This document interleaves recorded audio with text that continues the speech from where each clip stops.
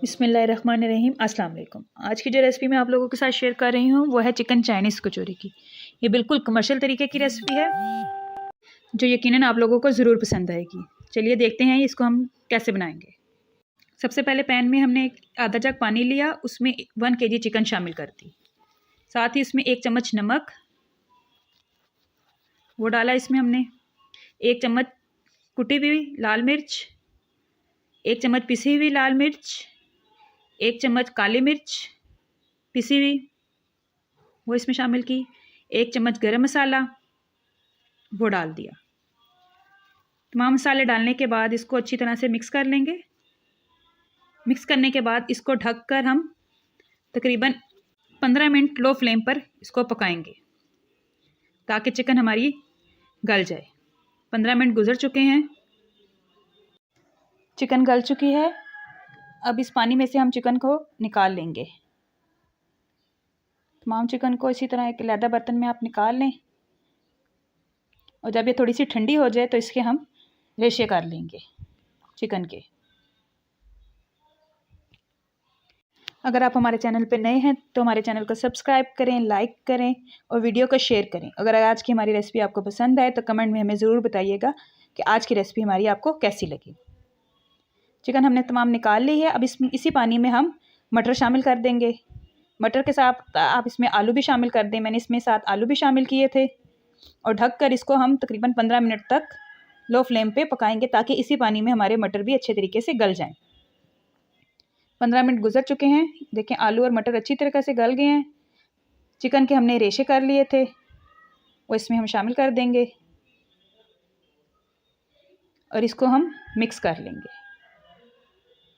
और इसमें जो मौजूद पानी है उसको भी हम खुश्क कर लेंगे ताकि जो पानी रह गया है हमारा वो भी अच्छे तरीके से खुश्क हो जाए। अब चिकन को हमने इस मसाले में मिक्स करना है ताकि मटर, मसाले और चिकन के जो हमने रेशे किए थे वो अच्छे तरीके से मिक्स हो जाएं। देखिए मिक्स करने के बाद इसमें हम डालेंगे 1 चम्मच ज़ीरा। साथ ही इसमें हम शामिल करेंगे आधी चाय की चम्मच सफ़ेद मिर्च वो इसमें शामिल कर देंगे। और अब इसमें शामिल करेंगे हम आधी चाय की चम्मच ज़ीरा पाउडर। पहले हमने साबुत ज़ीरा इसमें शामिल किया था, अब इसमें हमने ज़ीरा पाउडर शामिल किया है। ये तमाम चीज़ें शामिल करने के बाद इसमें हम एंड में डालेंगे धनिया बारीक कटा हुआ और साथ ही हरी मिर्चें वो भी इसमें डाल देंगे। तमाम चीज़ें डालने के बाद इसको हम मिक्स कर लेंगे।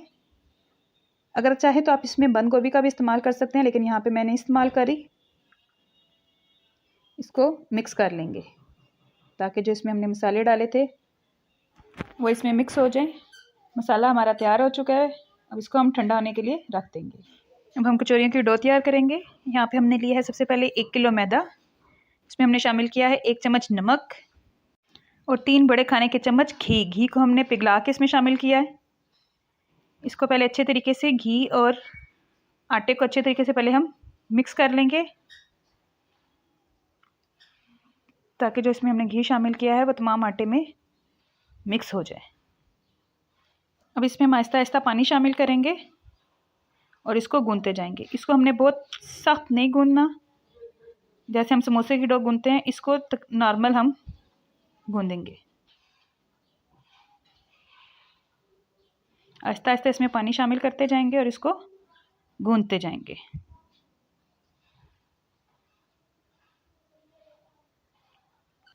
आटा हमने गूंथ लिया है। ये देखिए कितनी सॉफ्ट इसकी डो है, ना बहुत सख्त है और ना बहुत नरम है। इसको थोड़े से हार्ड की तरफ रखेंगे, बहुत ज़्यादा डो को नरम नहीं रखेंगे। इसको अब हम कवर कर लेंगे। कवर करके इसको हम आधे घंटे का रेस्ट देंगे ताकि आटा स्टेबल हो जाए। आधा घंटा गुजर चुका है। इसको हमने इसका कवर हटा लिया। इसको देखें आटा हमारा बिल्कुल सेट हो चुका है। इसको अच्छे तरीके से पहले मिक्स कर लेंगे ताकि इसके अंदर जो बबल्स वगैरह एयर बबल्स बने हुए हैं वो निकल। अब इसके हम छोटे छोटे से पेड़े बना लेंगे। इस साइज़ के आप देख लें, छोटे छोटे से आपने पेड़े बना लेने हैं। आपके सामने ये देखिए मैं बना रही हूँ। इसी से बहुत ज़्यादा बड़े आपने नहीं बनाने हैं, छोटे साइज़ के आपने इसके पेड़े बनाने हैं। इसी तरह हम तमाम आटे के पेड़े बना लेंगे। अब पेड़ों के अंदर हमने जो फिलिंग बनानी है वो तैयार कर लेते हैं। इसके अंदर हमने शामिल किया है 1 कप घी, इसको हमने पिघला लिया था। और आधा कप इसमें हम शामिल करेंगे बटर मार्जरीन। ये आपको किसी भी बेकरी की दुकान से इजीली मिल जाएगी, वो इसमें हम डालेंगे। इसको मैंने पिघला लिया था बटर मार्जरीन को। और साथ ही इसमें हम शामिल करेंगे कॉर्नफ्लोर। तकरीबन इसमें हम 3 चम्मच कॉर्नफ्लोर के शामिल करेंगे। आप इसकी जगह मैदे का भी इस्तेमाल कर सकते हैं, लेकिन कॉर्नफ्लोर इसमें ज़्यादा बेहतर है। बिल्कुल जो कमर्शियल तरीके में इस्तेमाल होता है वो कॉर्नफ्लोर इस्तेमाल होता है, या फिर इसमें अमोनिया इस्तेमाल होता है। मैं यहाँ पे अमोनिया का इस्तेमाल नहीं कर रही, मैं यहाँ पे कॉर्नफ्लोर का इस्तेमाल कर रही हूँ। इसको देखें अच्छे तरीके से मिक्स करके इस तरह का पेस्ट सा बन जाएगा। इसको हम तकरीबन 1 घंटे का रेस्ट देंगे ताकि ये थोड़ा सा जम जाए, घी अपनी वापस कंडीशन पे आ जाए। अब हमने एक पेड़ा लिया, उसको हम हाथ की मदद से ऐसे बड़ा कर लेंगे, फैला लेंगे। आप रोलिंग पैन का भी इस्तेमाल कर सकते हैं, मैं यहाँ पे हाथों का इस्तेमाल कर रही हूँ। हाथों की मदद से मैंने इसको ऐसे बड़ा कर लिया, इसको फैला लिया। उसमें हमने जो ये पेस्ट सा तैयार किया था वो हम इसमें लगा रहे हैं। तमाम तरफ अच्छे तरीके से हमने इसमें ये जो पेस्ट बनाया था वो लगा लेंगे। और इसको ऐसे दोनों तरफ से फोल्ड किया। इसको ऐसे अच्छे तरीके से फोल्ड करने के बाद इसको रोल करते जाएंगे। जैसे हम लच्छेदार पराठे का पेड़ा तैयार करते हैं, इसी तरह हमने ये तैयार कर लेना है। इसी तरह हम दूसरे पेड़ा लिया, उसको भी इसी तरह फैला के उसमें ये पेस्ट लगाएंगे।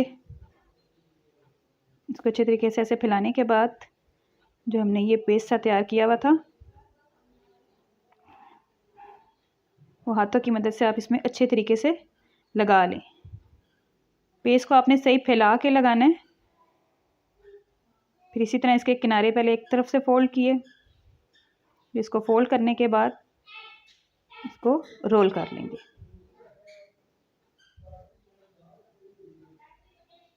बहुत इजीली ये तमाम पेड़े तैयार हो जाएंगे।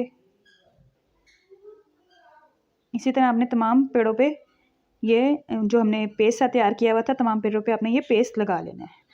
ये हमने तमाम पेड़ों पे पेस्ट लगा के इनको हमने तैयार कर लिया है। आपने तमाम स्टेप्स को बहुत ध्यान से फॉलो करना है।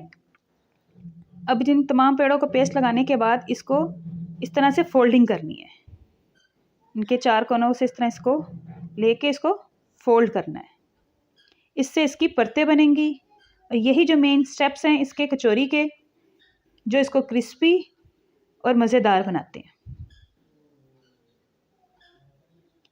इसी तरह आप ये देखें, इसको एक कोने से ऐसे पकड़ा, फिर दूसरे कोने से ऐसे फोल्ड किया, फिर इसी तरह हमने तमाम कोनों से इसको फोल्ड कर देना है और वापस इसको एक पेड़े की शक्ल दे देनी है।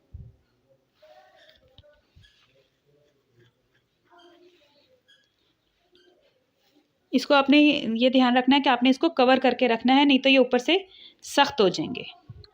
तमाम पेड़ों को हमने फोल्ड करने के बाद अब एक पेड़ा लिया हमने, इसको हल्का सा फैला लेंगे हाथ पे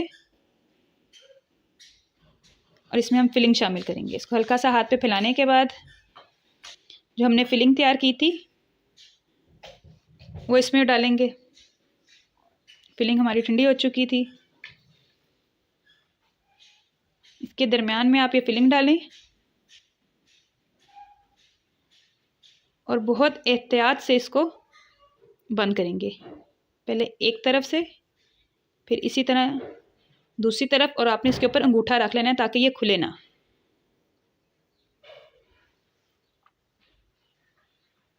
फिर इसी तरह दूसरी तरफ, ये चारों साइडें बंद हो जाएंगी। फिर ये 4 कोने जो बन गए आपने इनको पहले इनको बंद करना है बंद करने के बाद वापस इनको भी फोल्ड कर लेंगे ताकि कोई भी जगह खुली ना रहे। इसको बंद कर लेंगे सही अच्छे तरीके से ताकि फिलिंग इसमें बंद हो जाए और कोई भी जगह खुली हुई ना रहे। इसी तरह हम अपने तमाम पेड़ों को तैयार कर लेंगे। फिलिंग डाल के आपने इसी तरह इनको तैयार कर लेना है। अब एक और मैं आपके सामने बना के दिखाती हूँ कि आपने इसको बंद कैसे करना है। इसकी आप प्रैक्टिस करते जाएंगे तो आप इसको आसानी से बंद कर लेंगे। हाथ पे इसको, हथेली पे इसको हल्का सा फैला के इसके दरमियान में फिलिंग रखी।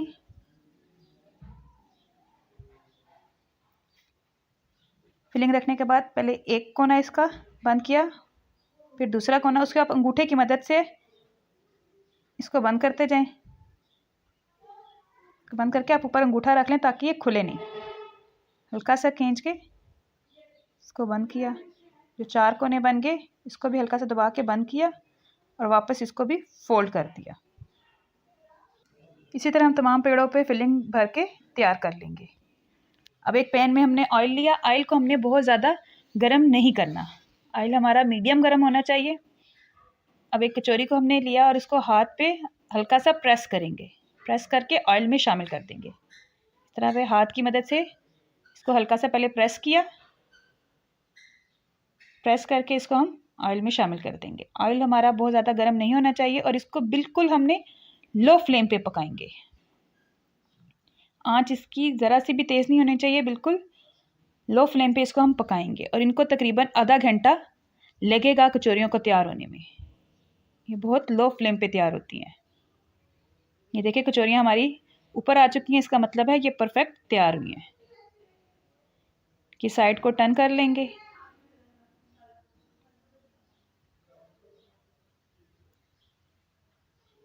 और इसकी दूसरी साइड को भी इसी तरह पकाएंगे।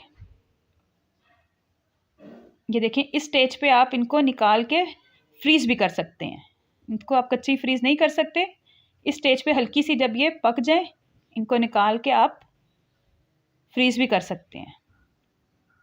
मैं इनको निकाल के फ्रीज़ कर लूँगी और ये एक कचौरी आपको पका के दिखाऊंगी कि हमारी ये कचौरी किस तरह तैयार हुई है।